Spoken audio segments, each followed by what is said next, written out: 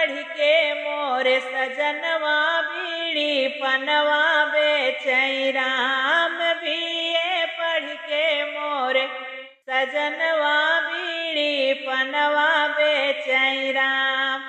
हो बीड़ी पनवा बेचै राम, बीड़ी पनवा बेचै राम।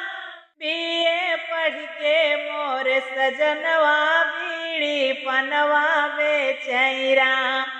बीए पढ़ के मोर सजनवा बीड़ी पनवा बेचै राम। सोचत रहल सजन जब मिली है करी है सर्विस सरकारी। सोचत रहल सजन जब मिली है करी है सर्विस सरकारी। सोनवन के गहना पहिनब गज सिल्की साड़ी। मिलगा माटी में अर मनवा बीड़ी पनवा बेचै राम।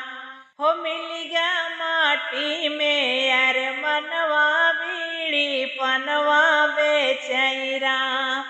बीए पढ़ के मोर सजनवा बीड़ी पनवा बेचै राम।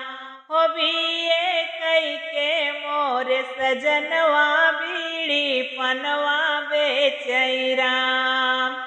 हे विधना तोहर काऊ बिगाड़े जर गई भाग्य हमारी।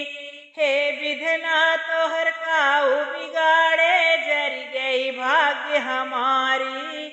अरे बीए पढ़ के मोर सजनवा आज भइले भिखारी। लागे कतौ ना ठेकनवा बीड़ी पनवा बेचै राम। लागे कतौ ना ठेकनवा बीड़ी पनवा बेचै राम। बीए पढ़ के मोर सजनवा बीड़ी पनवा बेचै राम। बीए पढ़ के मोर सजनवा बीड़ी पनवा बेचै राम।